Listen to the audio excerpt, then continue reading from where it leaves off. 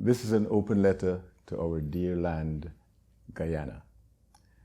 Dear Guyana, I hope you're well, enjoying the sunshine and seawall breeze as the waves of the mighty Atlantic lash fiercely in tantalizing rhythm against your battered, weary shoreline. I haven't visited you since you have once again become the center of international attention, so I decided to write this letter. I feel like gyaffing with you. Historically, you were discovered many, many years ago and treated like the proverbial football by rivaling, marauding colonizers who sought to dominate, divide, and exploit you. Geography and poets taught us to listen to you, learn how to navigate your terrain, and design structures for safe and productive living. Our ancestors had a spiritual relationship with you, transfusing life-sustaining traditions and practices of their respective mother countries, from which they were forcibly and unceremoniously removed. I wish we had inculcated their wisdom with more conviction. In doing so, drawing from their special connection with you would have enhanced our current efforts to inherit ancestral land and other resources. I was introduced to you long before you were granted independent status. Having resided on the west coast of Berbice and the capital city, Georgetown, and later traveled across the regional counties, I was fortunate to experience the varied topology of your beautiful coastal and hinterlands. Throughout the years, your residents have wrangled over you, giving you various names symbolizing their interpretation of your natural assets and cultural artifacts from your indigenous people. Later on, based on ideological preferences, we attempted to mold you into a particular political and economic system, some with success, others with trepidation and regrets. You must have been disappointed with the persistence of racial and political divide and baffled by some of the misjudgments made by our leadership, who have been embroiled in controversial elections. Your history, dear Guyana, is interesting, but complicated. You were known as the breadbasket of the Caribbean, championed countless regional initiatives, and there have been as many triumphs as disappointments upon your sacred earth. You have been made rich by the sunshine and lush by your plains. To show our love for you, we created rejuvenating poems and folk songs.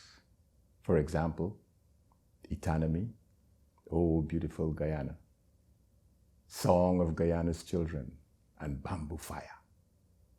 You survived a devastating human tragedy in which your serene hinterland was woefully violated, culminating in the unthinkable loss of precious lives, Jonestown. Sadly, to some in the rest of the world, that was your claim to fame.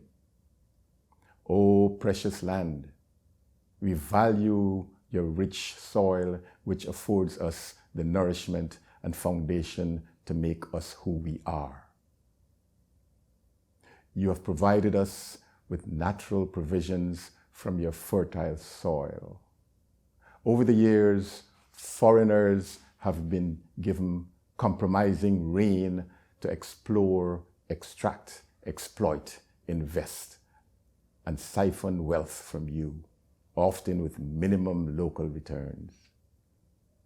How does a nation with such cherished cultural traditions and brilliant minds repeatedly mire in the abyss of tension and discontentment? How? This, unfortunately, seems to be the hallmark of a land with exquisite beauty and exponential potential. You are blessed, dear Guyana, with exotic flora and fauna, undulating mountain ranges and lavish savannas, majestic waterfalls with the potential for hydroelectricity. Winding rivers abound with edible fish such as the arapaima, gilbaka, hassa, and bangameri. Biodiversity, diamond, gold, and a mosaic of other precious things, and now clamoring over unpredictable ramifications of discovering black gold, attracting interests from the international community in numbers untold. Please forgive those who rummage the depths of your bowels in pursuit of your precious God-given gifts. Let us hope that the entire nation is rewarded with whatever is taken out of you. The waning popularity of fossil fuel is indeed a major concern. So is the risk of environmental damage, its effect on your children, and the opportunity for fiscal manipulation. Your leaders are running up and down, flying here and there, promising this and that, signing agreements. Perhaps they mean well, but I'm sure that you are disappointed by some of the decisions they have made, while many of your inhabitants are still in the throes of a hard guava season. You know what I mean. You must have heard grumblings such as, "Is what the oil going to do for we?"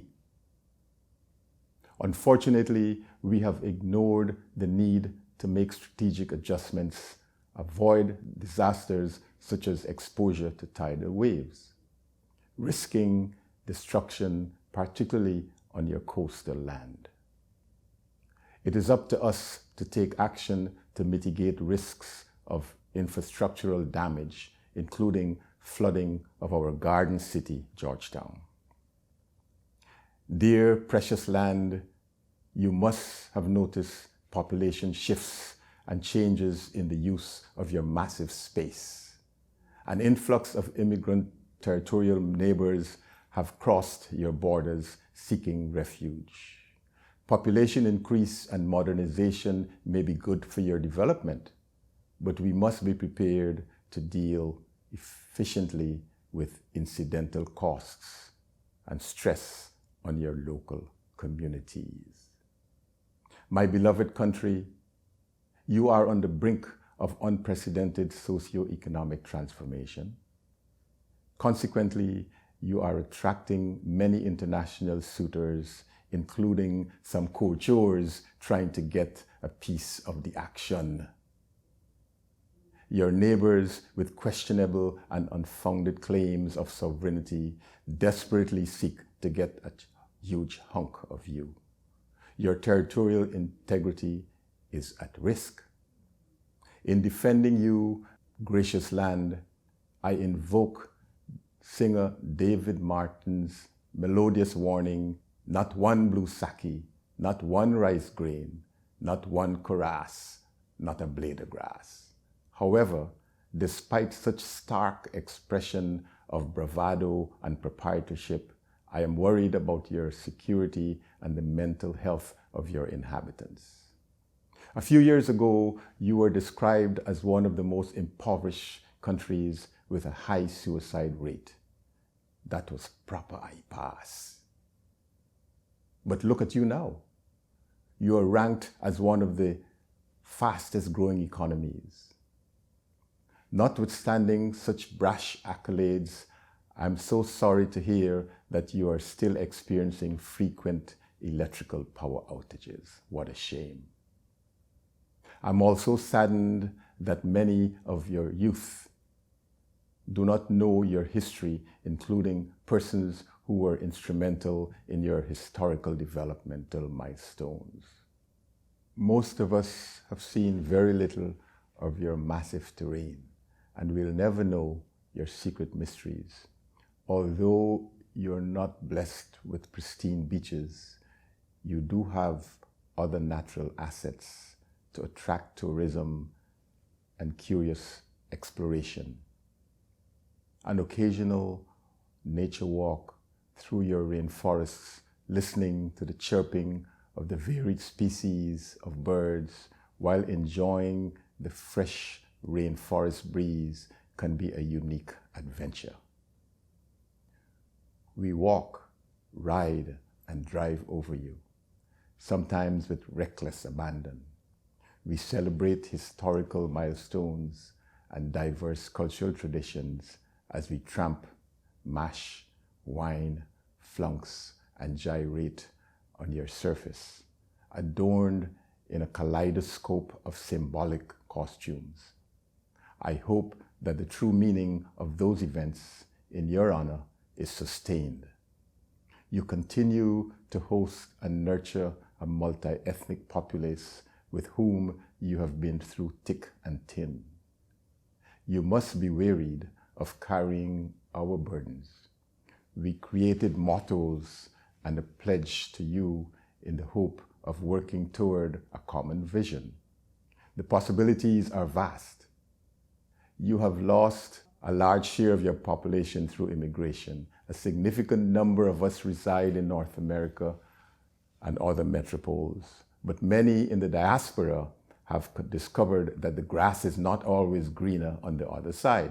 Nevertheless, we remain emotionally attached to you with birthright claims.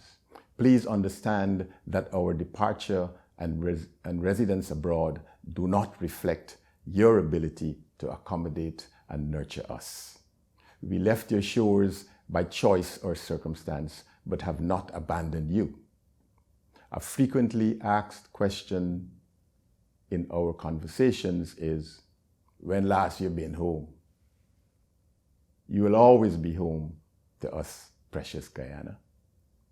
Some of us periodically return to you for spiritual and physical revitalization, to enjoy your fresh air, consume natural bush and fresh vegetables. Others may return for a special bath to cast off the demons of misfortunes encountered during their sojourn abroad. We also need you to be reminded of our groundings and to fulfill our appetite for nostalgia. The diaspora remain attached to you, dear Guyana, and continue to send remittances and communicate with you through relatives and friends. When we visit, we introduce you to your new generation born in a foreign land and let them walk in the mud a little bit. By the way, it irks me when officials in advanced countries conveniently refer to you and other Caribbean nations as banana republic or third world country, particularly when describing a disaster aftermath in their communities or when governance has gone awry therein. I do not fully understand all the challenges you are facing, but I do have an interest in your welfare, dear Guyana. The uncertainty of unprecedented social and economic transition makes this a watershed moment for you. Nonetheless, we grieve over your trials and tribulations and pray for you. We try to keep memories alive. Come what may, we in the diaspora will remain your proud ambassadors. You will never become a footnote in history because we have deep convictions about you. Although at times a vision of hopelessness seems to haunt your entire being, we are determined to affirm your place in history. Like the mighty Roraima, rise up, O bounteous El Dorado. For the sake of generations to come, let us collectively, with pride, mutual trust, and in harmony, take you to a level of existential comfort and dreams deferred. Our love for you will flow like the mighty waters of the kite shore.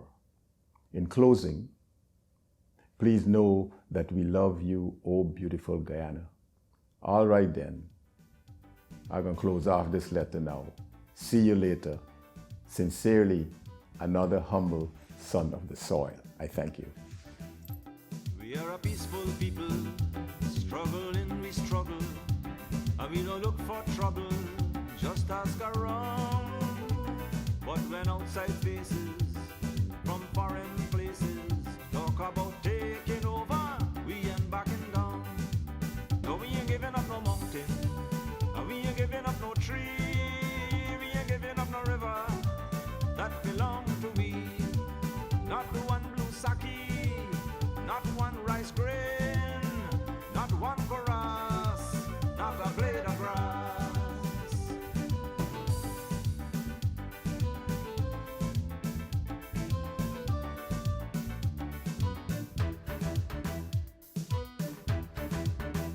This land is our land now, we're gonna make it somehow. We will bend like a bow, but never break. Our fathers came here, and they lived and died here, and we are moving from here, make no mistake. No, we ain't giving up no mountain, and we ain't giving up no tree, we ain't giving up no river that belong to we. Not one blue sake, not one rice grain, not one chorus, not a blade of grass.